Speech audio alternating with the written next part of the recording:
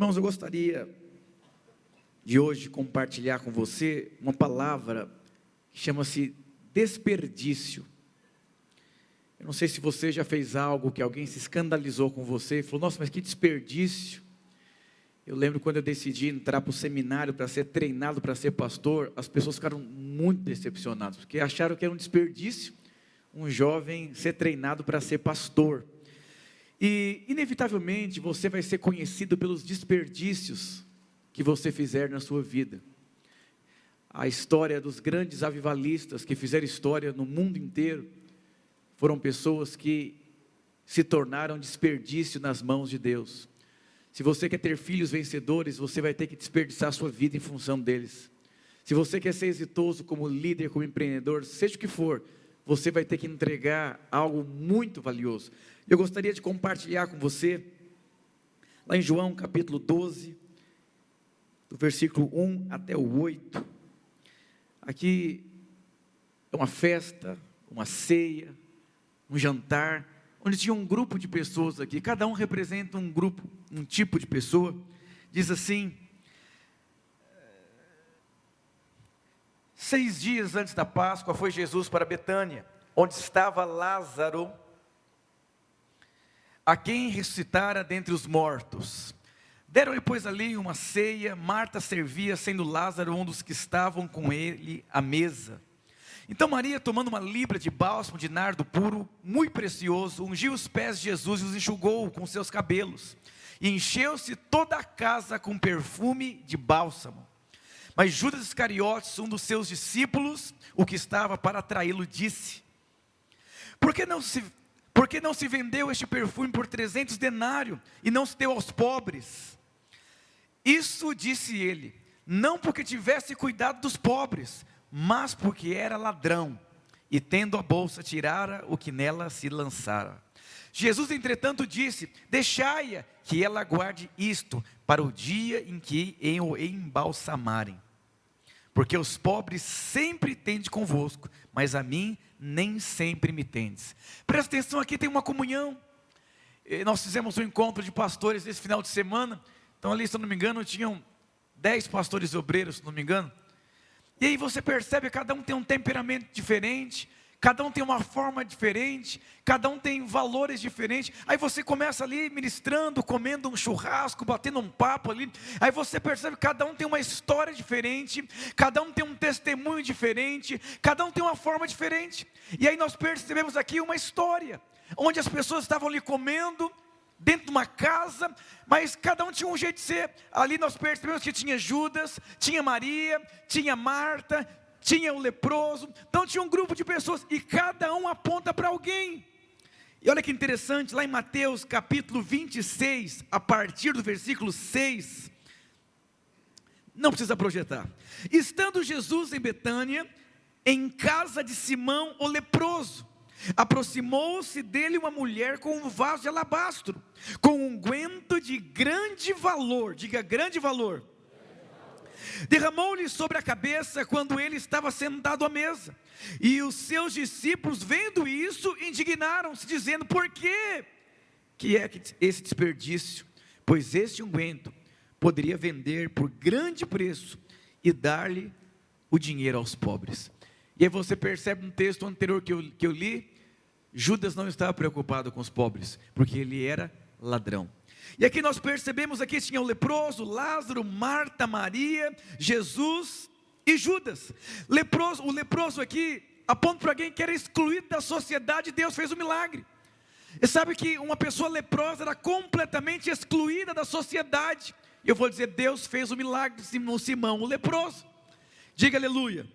Então havia alguém ali que experimentou um milagre. Aí também tinha Lázaro, que enfrentou a morte e venceu. Ele é a ressurreição e a vida. Eu vou dizer para você, se você precisa de um milagre, Ele é o milagre. Havia uma mulher na Bíblia chamada Ana. A Bíblia diz que Deus cerrou a madre de Ana, ela não podia ter filho, mas Deus se lembrou de Ana, e Ana gerou Samuel, exatamente como a história aqui do leproso. E sabe que em cidades pequenas, as pessoas se conhecem pelos apelidos: ó o gordo, ó o narigudo, ó o beiçudo. Eu vou dizer que Simão o leproso, ele era o leproso. mas ele era conhecido como Simão o leproso. Eu vou dizer uma coisa para você, presta muita atenção no que eu vou dizer para você. Aqui tem uma ceia, aqui tem uma comunhão, aqui tem comida, aqui tem uma casa. E cada convidado ali aponta para algo que você pode viver na sua vida. Diga assim, o primeiro é o leproso, depois era o Lázaro. Quem que era o Lázaro? Aquele que experimentou a ressurreição, ele nasceu de novo.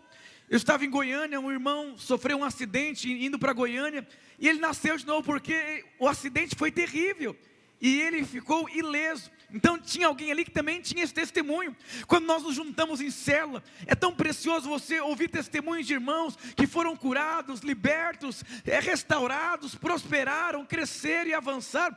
O que enriquece a comunhão é quem está comendo. Sabe que um grande homem de Deus, o pai do pastor Eibe, todas as suas refeições, ele fazia a mesma oração: Deus, obrigado, não por isso, pela comida que eu estou comendo, mas com quem eu estou comendo, que era a mulher dele. E eu vou dizer uma coisa para você, não é onde você está, é com quem você está. Isso é um bem tão precioso, por isso nós somos uma igreja em células, vínculo, relacionamento, comunhão, família. E aqui também tinha Marta.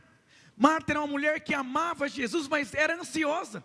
Ela não conseguia desfrutar daquele momento. Nossa, e agora como que eu vou viver? O Lula foi eleito. Meu Deus, e agora meu filho é adolescente, o que eu vou fazer? Eu não estou preparado para isso.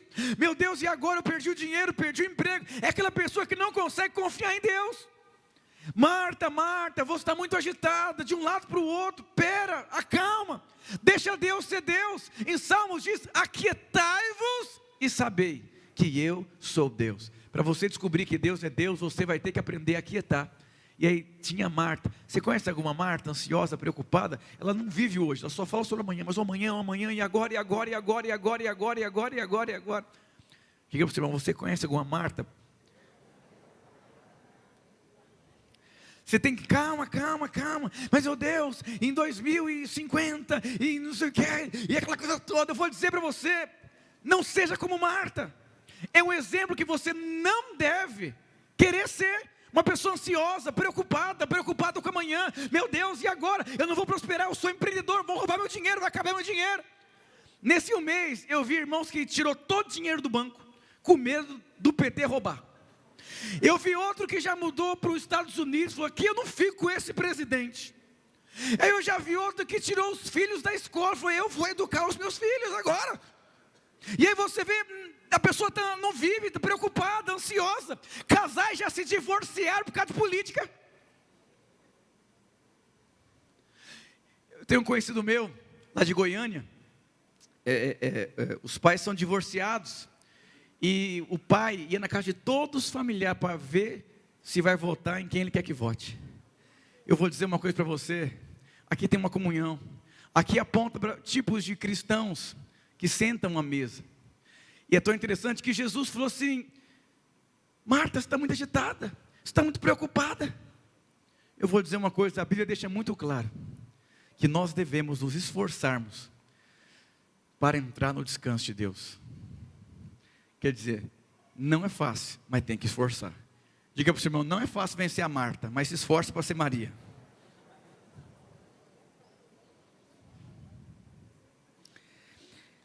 E aí aqui tem a Maria, aquela que teve um encontro tão profundo com Jesus, e tudo perdeu sentido.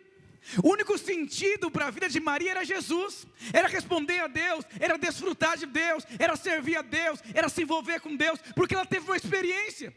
Tem aquele cara que ele é crente e tem o convencido, o convertido e o convencido.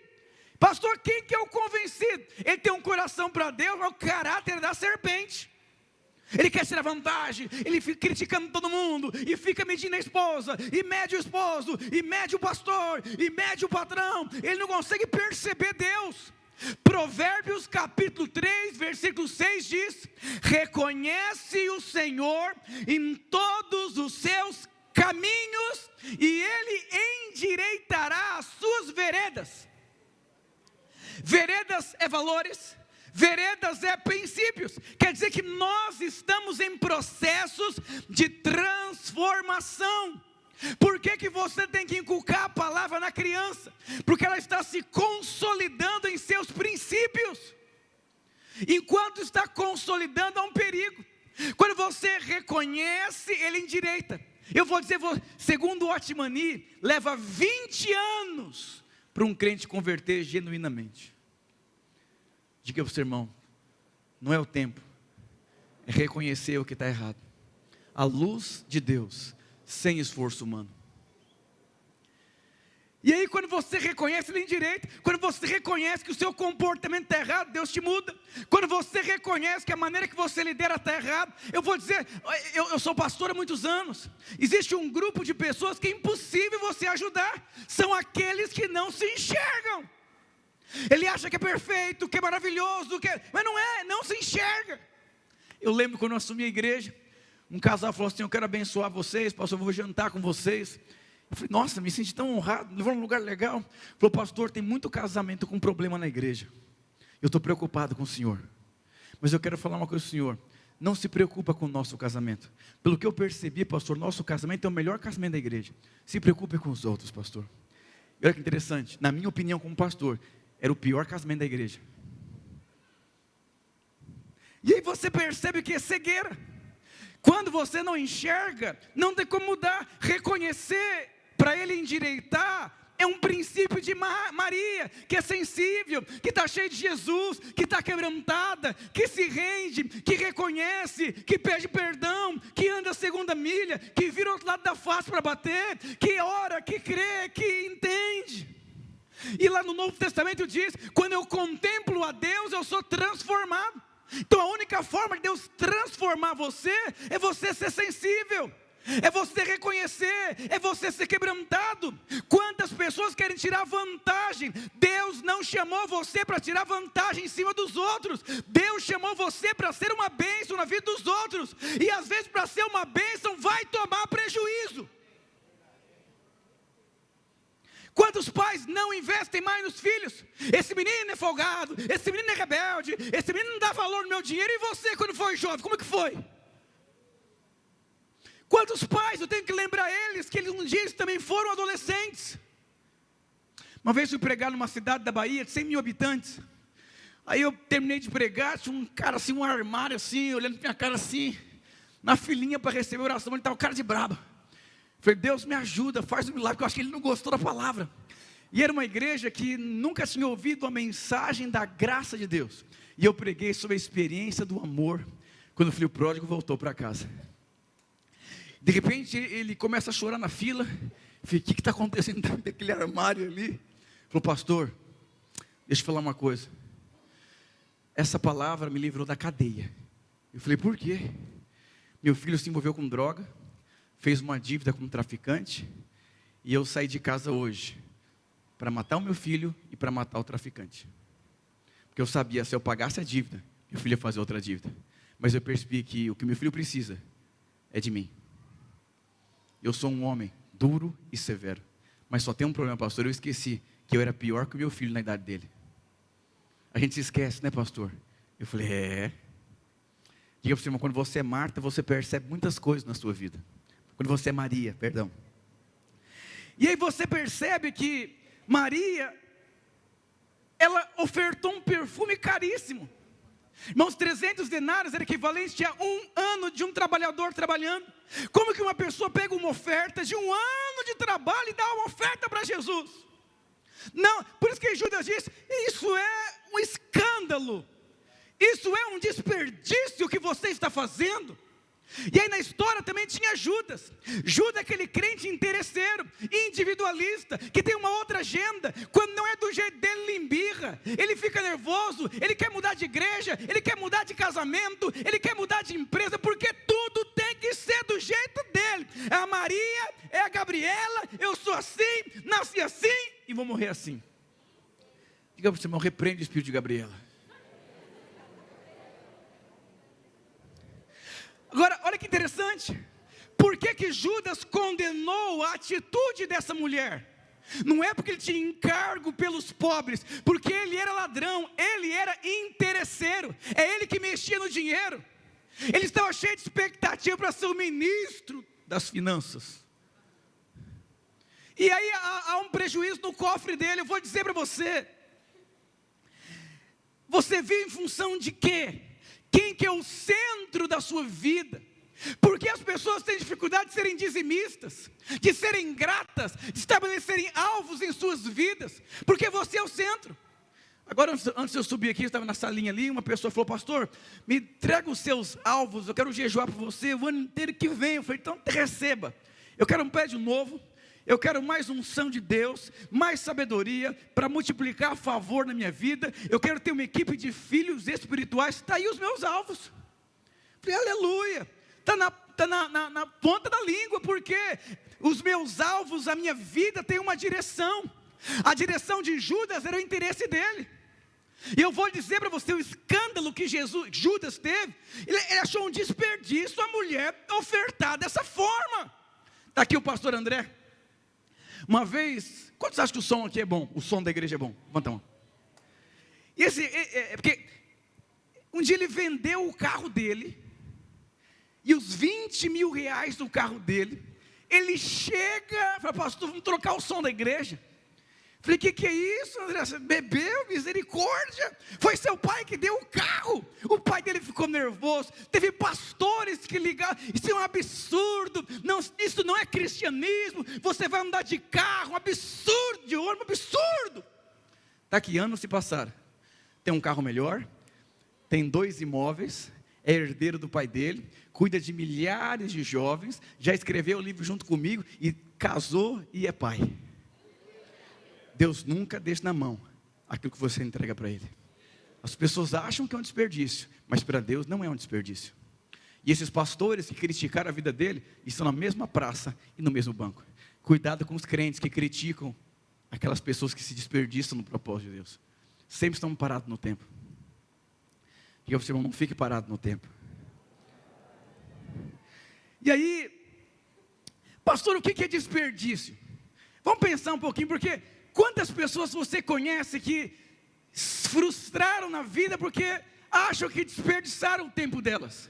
Quantas, pastor, agora eu vou cuidar da minha vida, porque eu desperdicei minha vida, eu desperdicei minha juventude na igreja, agora eu vou cuidar da minha vida. Eu vou dizer uma coisa: se você precisar cuidar da sua vida, você perdeu o seu rumo.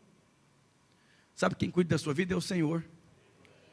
Se Deus não edificar a sua casa, em vão trabalha aquele que edifica. Eu disse para os irmãos hoje de manhã, lá no nosso encontro de pastores: o pouco que você faz com o favor de Deus é muito mais que uma pessoa que vai fazer a vida inteira.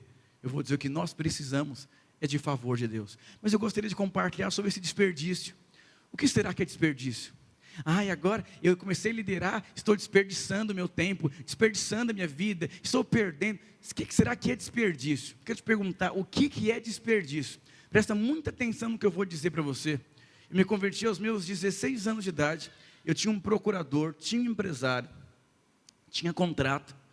E quando eu tive uma experiência com Deus, com Maria, tudo perdeu sentido. Agora toda a minha vida tinha um rumo, tinha um propósito. Todas as pessoas disseram: você é um desperdício, porque você é jovem, porque você é inteligente, e você está abrindo mão de algo para você dar um tiro no escuro. Você vai ser frustrado, não vai dar certo. Eu vou dizer: quantas pessoas você conhece que você achou que aquilo era um desperdício? Para a sociedade, Jesus nu, numa cruz, foi o maior desperdício. Está vendo? Olha como ele terminou a vida dele. Olha como que Jesus está terminando a vida dele. Olha que desperdício. Eu vou dizer uma coisa: a única coisa que não é desperdício é aquilo que você se sacrifica em função do propósito de Deus. Agora, tudo que você se sacrificar fora do propósito, eu digo, é desperdício. Tem uma esposa de um pastor na Itália. Ela é uma das maiores influenciadoras na internet de criação de filhos. E no primeiro dia de aula,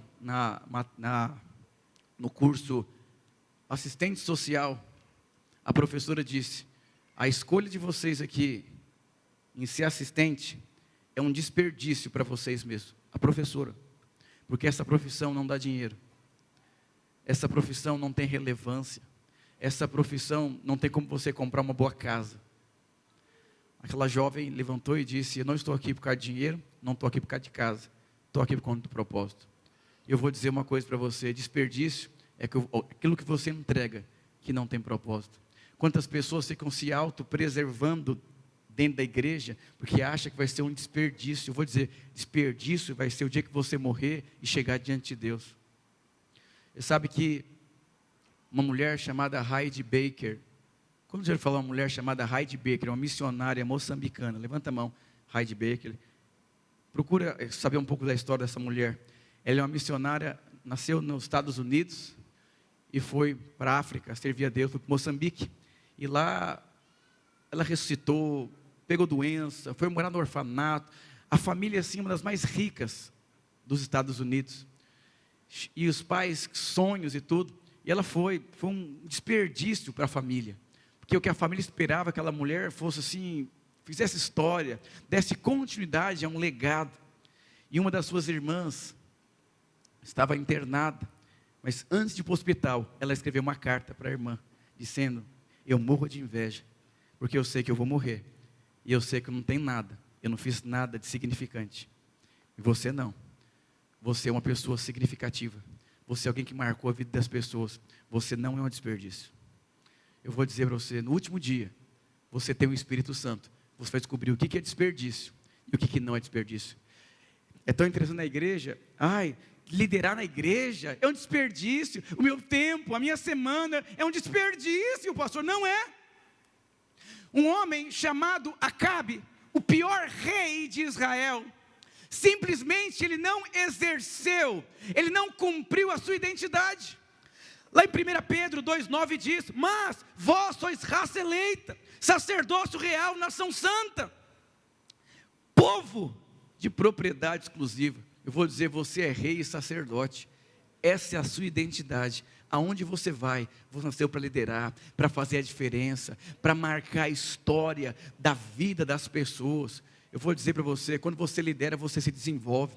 Quando você lidera, você exerce domínio. Quando você lidera, você cresce. Quando você lidera, você é transformado. Quando você lidera, o seu filho está olhando, você está educando o seu filho, só o fato de você liderar na casa de Deus. Lembro uma vez uma mocinha, adolescentezinha, tinha uns 11, 12 anos, ela era toda empreendedora, para frente, ela queria ser pastora, e o pessoal chamava ela de pastorinho, olha a pastorinha ali, olha a pastorinha ali, ela vinha, chorava e queria oração, e aí os pais lideravam muitos anos atrás, falavam, nossa, ela ia na sala aqui, meu pai lidera, meu pai é referencial, e os pais não tinham tempo de sentar e ficar educando aquela, porque eles corriam muito, e eram muito envolvidos na igreja, mas teve um dia que eles se frustraram, crise na vida, crise no casamento, crise financeira, eles falaram, nossa, vamos cuidar da nossa vida, quem vai cuidar da nossa vida? E eles decidiram abrir mão da liderança, essa mocinha não pedia mais oração, não vinha mais nos apelos, e hoje se tornou uma moça muito complicada na sociedade, tudo isso, porque os pais acharam que era um desperdício, entregar os seus dias, liderando na casa de Deus. Sabe que você lidera não por aquilo que você fala, mas por aquilo que você pratica. E é tão interessante que não existe desempregado no reino de Deus.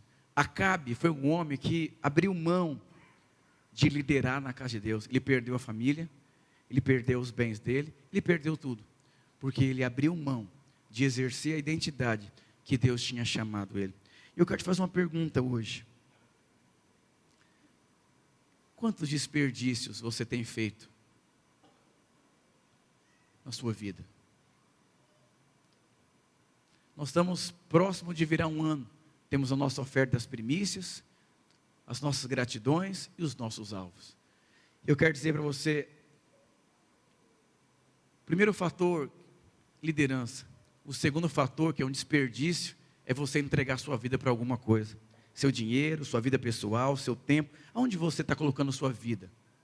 Um dia me disseram assim, pastor, onde eu vou as pessoas falam isso, elas leem os meus livros, todo lugar que eu vou, uma pessoa me pega de carro no aeroporto, e elas todas fazem uma pergunta, pastor, você empreende o quê? Com essa cabeça que você tem. Eu falei, a igreja lá tem, com as crianças são quase 6.000 pessoas, aí tem a supervisão de igrejas, aí tem uns 100 e poucos pastores. Não, pastor, mas você assim é impossível que você não faça alguma coisa com o dom que você tem.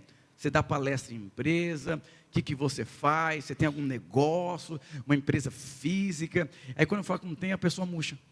Nossa, pastor, mas você vai perder a oportunidade, esse dom no seu vigor físico, de você ficar rico, se doando somente na igreja? Você não acha isso um pouco frustrante?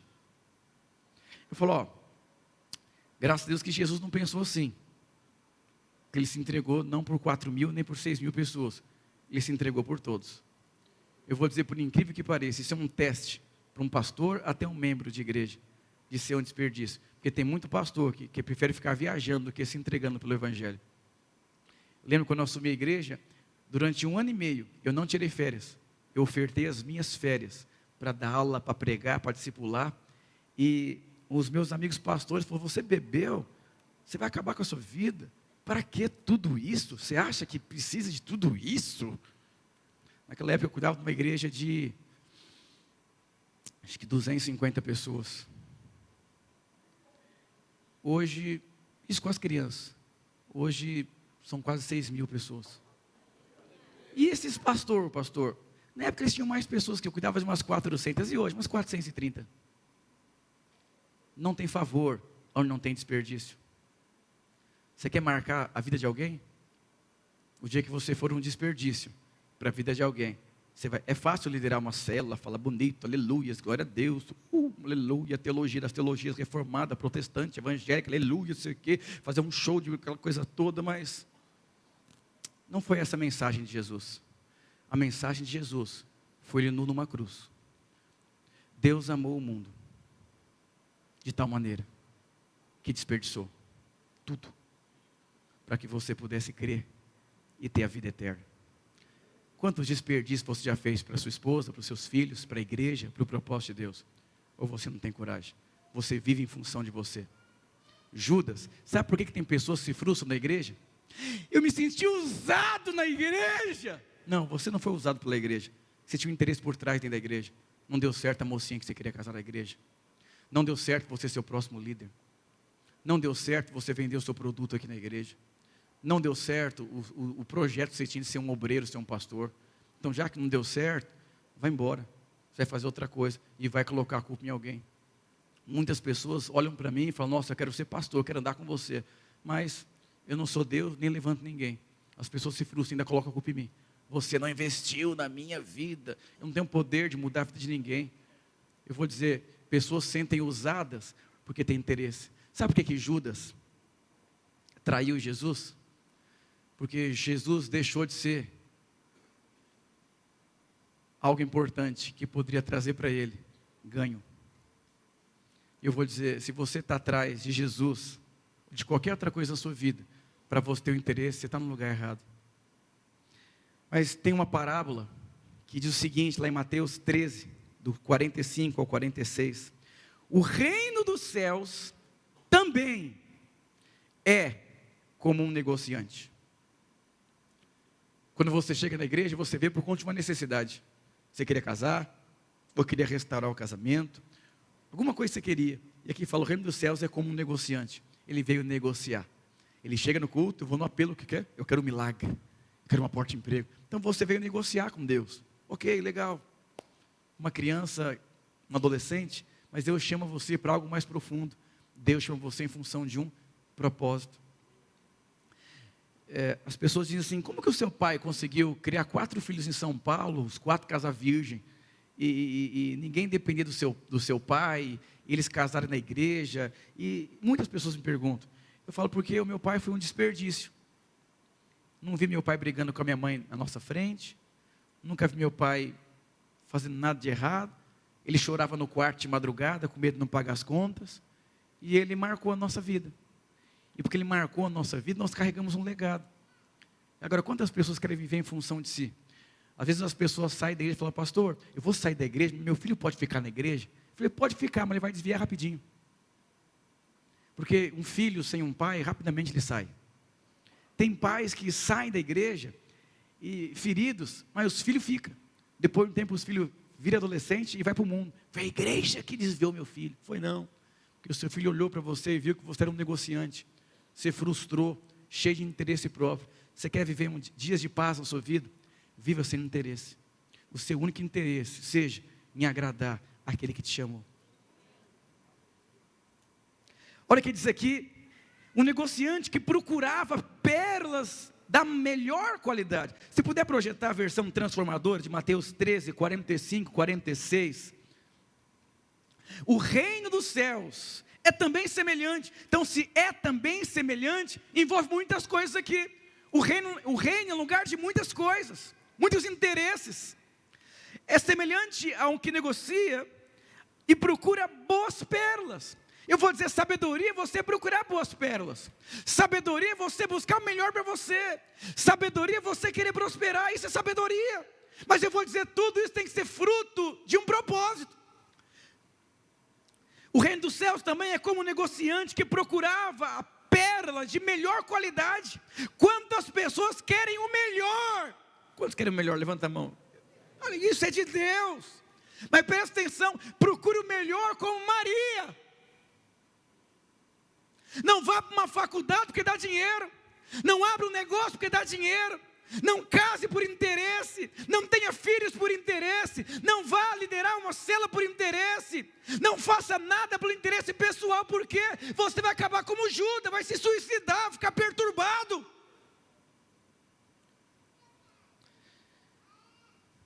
Versículo 46.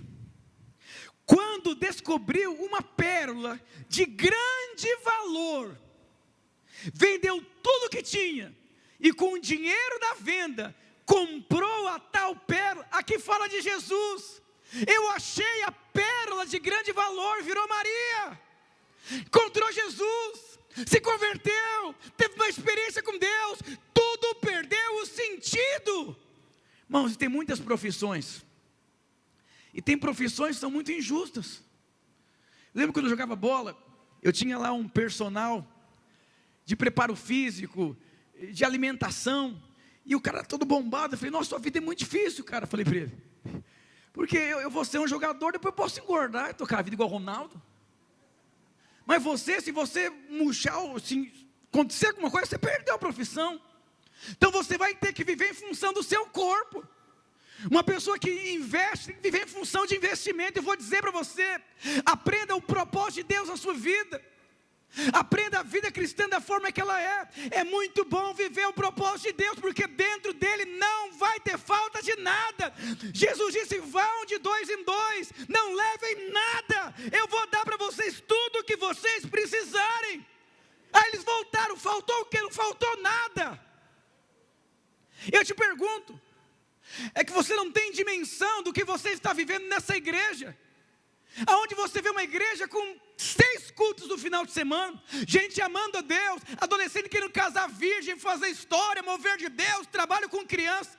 Mas talvez para você é uma coisa normal, é uma coisa que é comum, não é? Quando você encontra Jesus, a pérola de grande valor, você achou motivo de vida. Me perguntaram esses dias, como que você consegue manter o seu coração, pastor, puro, durante tantos anos? A única forma de você manter o seu coração puro, é você entender o valor do seu coração. Quando você entende o valor de algo, você nunca vende. Quando você entende o valor de algo, você nunca negocia. Quando você entende o valor, você não negocia. Eu não tenho outra vida, a não ser Jesus. Certa vez Jesus percebeu que as pessoas, os discípulos perderam o rumo. Eles começaram a viver em função de prosperidade, dinheiro. Jesus vem com um sermão muito duro. Todos foram embora. Jesus disse, e vocês são mais próximos de mim, vocês também não querem ir embora não? Pedro disse, Senhor, somente o Senhor tem as palavras de vida eterna. Em outras palavras, eu não tenho outra vida, a não ser a sua vida, a não ser o propósito de Deus.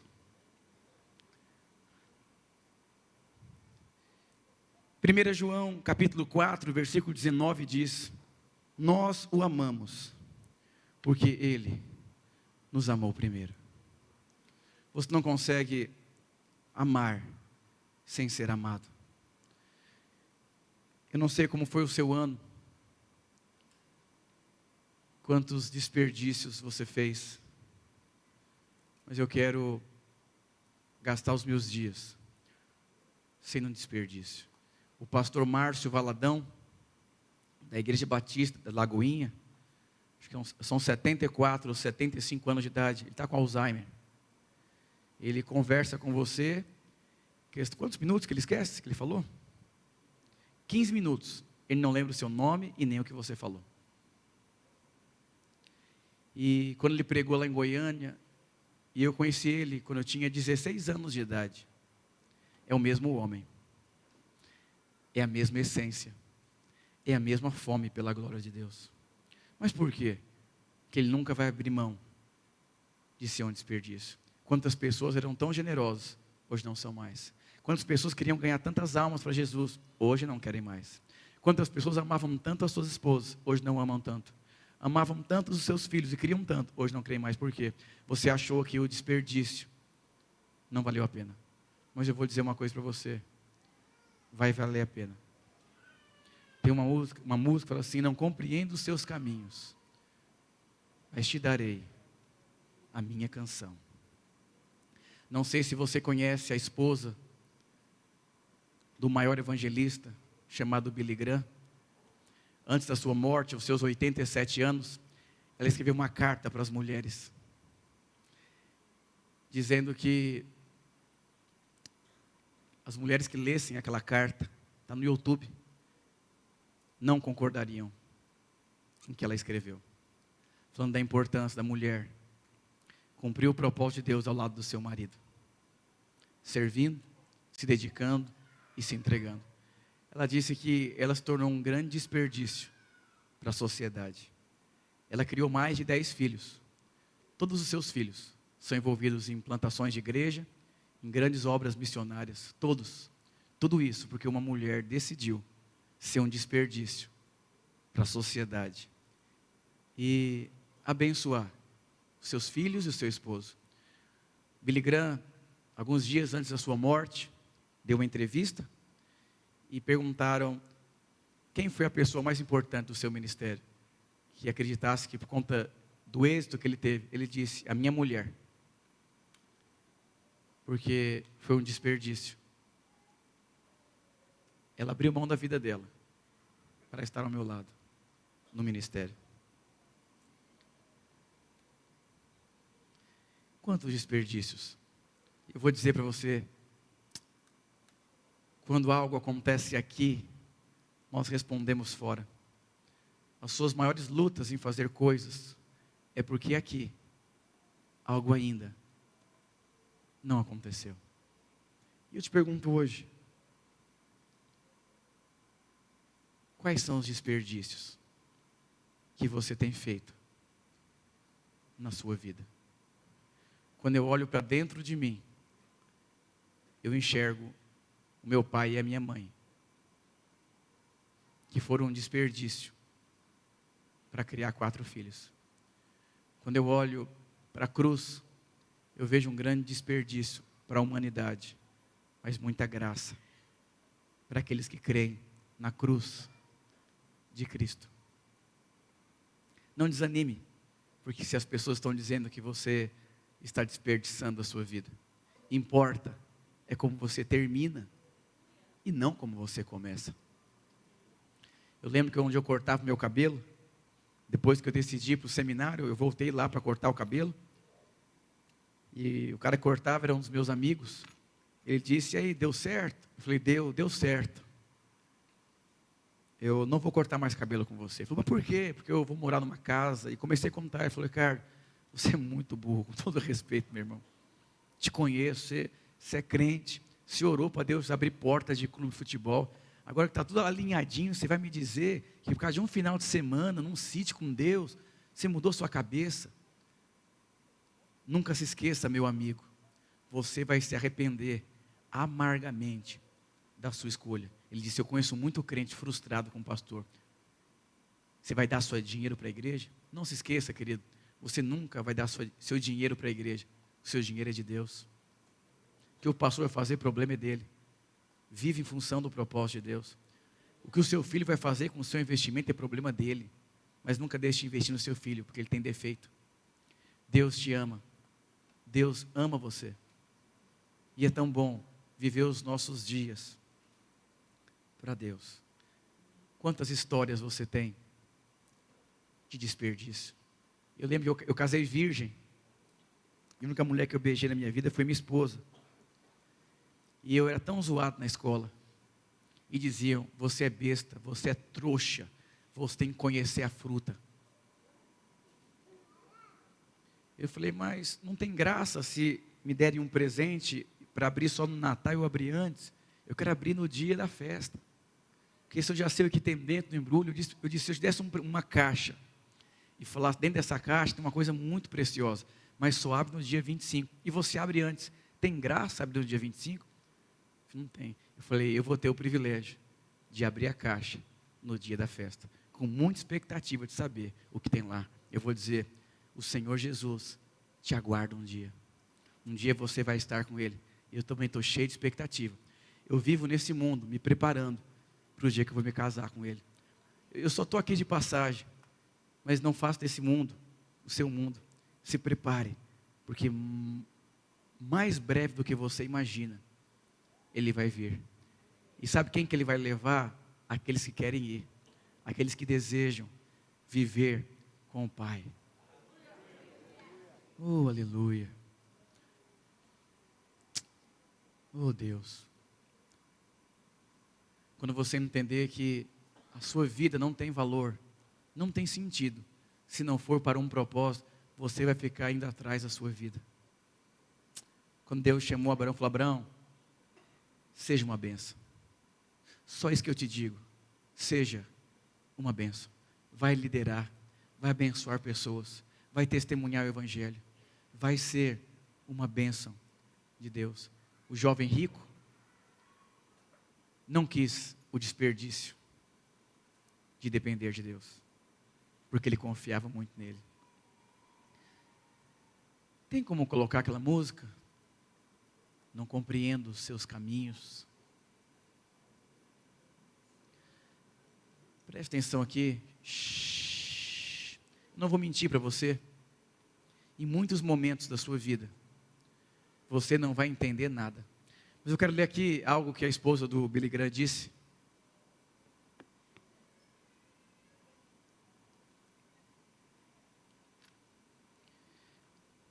Uma carta sobre as mulheres que com certeza se frustrariam se visse o desperdício do que eu fiz. A história de Ruth Graham, esposa de Billy Graham, é retratada com qualidade de desenvolver debaixo de muita superação, perseverança. Trata-se de uma história de perseverança, coragem e dedicação por aquilo que ardia em seu coração. Ela viveu exatamente em função daquilo que queimava no coração dele. Amar pessoas e ser um canal de Deus, de transformação, ao invés de uma vida de conformação. Ela olhava para os seus filhos de uma forma inconformada e dizia, eles vão fazer história, assim como meu esposo. Mas custou um preço alto. Talvez você está frustrado e você não quer mais se entregar. Na minha adolescência, eu fui num evento que tinham muitos jovens, muito mover de Deus. E eu já era líder de célula, eu frustrado, pensei, será que vale a pena mesmo entregar minha vida para isso? Será que não é melhor ficar no shopping de sábado, passear, fazer alguma coisa? E tinha um pastor jovem sentado, mais velho que eu, acho que uns 10 anos. E ele estava sentado, olhando para frente. E eu disse para ele assim, você nunca tentou desistir? Ele disse, essa foi a pergunta que os homens fizeram para Jeremias. Ele disse, há um fogo cerrado em meu peito, que não me dá descanso. Ele disse, Ricardo, já pensei em desistir muitas vezes, mas tem um fogo no meu coração, que não me permite desistir. O que fez essa mulher não desistir, era a paixão que ardia no coração dela. Era maior que as frustrações, que suas crises emocionais. Se Jesus voltasse hoje, o que você levaria? Quais são os desperdícios que você não tem feito, por ter perdido o seu coração aquecido para Deus?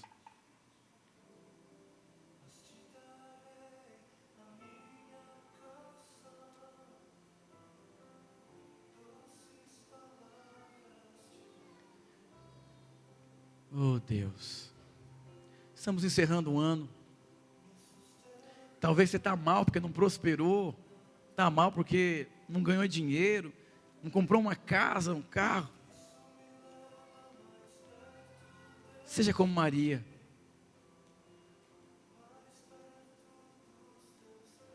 Quero que você fique de pé, onde você está.